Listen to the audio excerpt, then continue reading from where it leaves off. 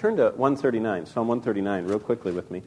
Because here's another psalm that is very useful in our lives. And this is for those people that constantly struggle with being worthless. I don't know if you ever met people like that. This type of problem is a form of pride. You know, there's two kinds of pride. There's the windbag pride that Paul talks about in 1 Corinthians 13. It's just, the word is phuseo. You know, someone's just, they're always talking about themselves. It's just hot air coming out. They just talk about themselves, and, you know, it seems like anything that you start talking about, they can turn it around to be about them. You know, I just got I have a new tennis racket, too. In fact, I used to be a professional tennis player. Oh, well, I got new tennis shoes, too. In fact, mine are signed by, you know, somebody. Oh, I got a new job, too. You know, I mean, everything is just a launching pad that they talk about themselves. Well, the other kind of people that we sometimes don't identify this as pride are the ones that just think that I'm just nothing. You know, they just always are going like this, you know. Don't look at me. You know, that's pride too. It's inverted pride. It's not extroverted. It's introverted pride, but they're both pride. How do you deal with that kind of person? Psalm 139. You show them that God has made them in such a special way, and they are unique in God's whole universe, and like snowflakes, no two of us match, and God values them, and they don't need to get their value by this introvert, don't look at me stuff, you know, and this, which is getting as much attention drawn to them as if they were blabbing about themselves. Look at Psalm 139, starting in verse 2. Oh, why not start in verse 1? O Lord, thou hast searched me and known me. Thou dost know when I sit down and when I rise up. Do you know what God knows? He knows your location. Have you ever thought about that? Have you ever thought about the Lord doesn't ever lose us? I mean, I'm talking on my cell phone and I get out. You know, all of a sudden it goes, and they're gone. I'm too far away from those towers. They won't let them build around the city. You know, they need more. Out of location. I mean, the phone can't find me. The transponder or whatever the thing is can't find me. But you know what? We never out. You know when I sit down and when I rise up. The Lord knows right where we are at all times. Keep reading. You understand my thoughts afar off. God knows our meditations. He knows. That's why he so promises to bless them. Remember the Lord says in Joshua 1:8, this book of the law should not depart out of your mouth. Whatever you're thinking about, you talk about. That's how come proud people talk about themselves, think about themselves all the time. But it won't depart out of your mouth, but you will meditate therein day and night. Meditation literally in the Hebrew Bible means to mumble. It's on your mind so much. And God says, I understand your thoughts, your meditations from afar. He says, I'm listening to your thoughts. I tune into all of them. I know just where you are, and I know just where you are in your thoughts and your minds. I know your meditations. Keep going in verse 3. Thou dost scrutinize my path and my lying down. God knows my destination. He knows where my life is headed. This psalm is great because the Lord looks at all of us, whether we're extroverted in our pride or internalized into pride and whatever it is.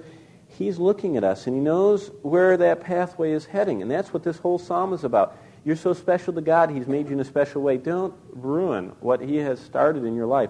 Let him bring it to completion. He knows where we're headed. He knows our destination at all times. He knows all about that. Look at the next part of verse 3. And thou art intimately acquainted with all my ways. He knows the intention of our hearts. He knows why we said that. You know, there are people that all the time struggle. It's so interesting. I talk to so many people, especially on Sunday, that all throughout the week I have people calling back and saying, I didn't mean what I said on Sunday. I say, what did you say on Sunday? Well, I thought that you might have taken it wrong. I said, I didn't take it wrong. I take it at face value. It's fine.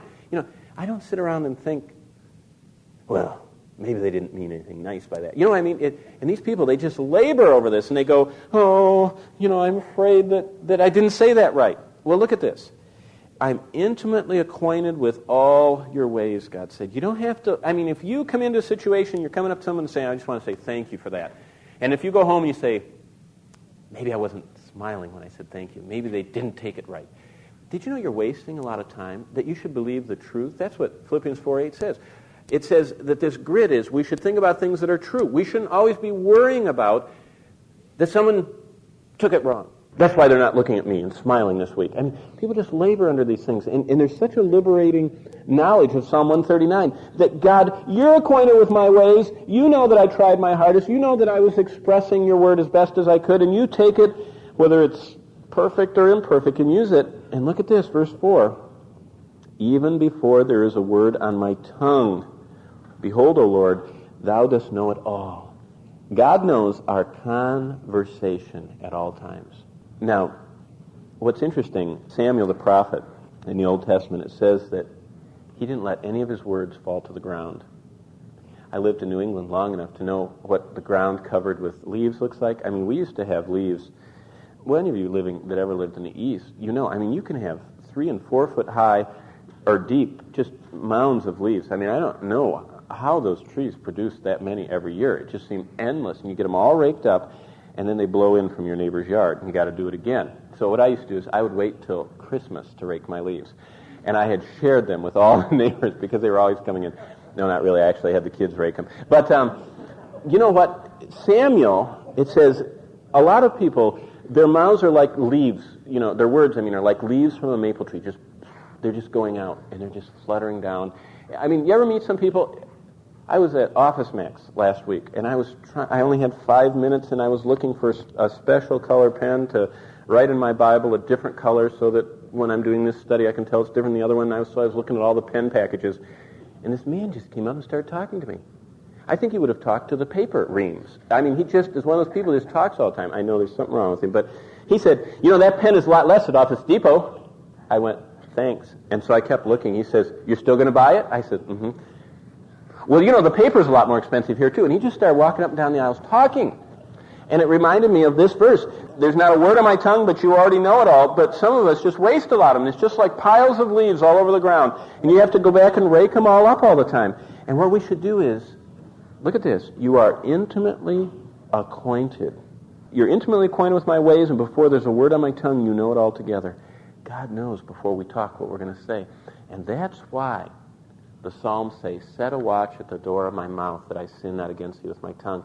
Did you know you can actually get preemptive strikes on your words? You can so commit your words and my words to the Lord that you can say, Lord, help me not to waste any today. Help me not to be like the leaf drop conversationalists that just, their words are meaningless. Help me to be like Samuel, who never let one word drop to the ground. Every word was winged, right, for a purpose of encouragement, of blessing, of edification, of honoring God. Remember, Jesus said we're going to give an account of every word. Finally, the whole thing. Let me just read it now.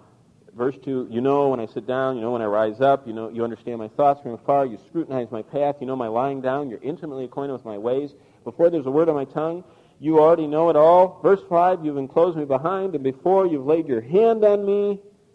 Verse 7, where can I go? I can't flee from you. Verse 8, if I ascend up into heaven, you're there. If I make my bed down in hell, you're there. If I could take the wings of the dawn and just fly to the remotest parts of the sea, even there your hand will lead me. Verse 16, your eyes have seen my unformed substance before I ever came into this world. In your book all were written, the days, verse 16, ordained for me, when as yet there was not one of them. Remember, I've shared with you that God knows the entire duration of our life. He knows exactly the appointment when our life on earth is going to be over. He's already written that in his book. He has set the appointment. We cannot add to it nor take from it. What we should do is fill them for his glory. And how do we do that? The end of the Psalm 23. Search me, Psalm 139, verse 23. Search me, know this heart of mine. Examine and know my anxious thoughts. And if there's any hurtful way in me, bring it to my attention so you can lead me in the everlasting ways. What a wonderful psalm. God knows our location, what we're meditating on, our destination, our intention, our conversation. He knows everything.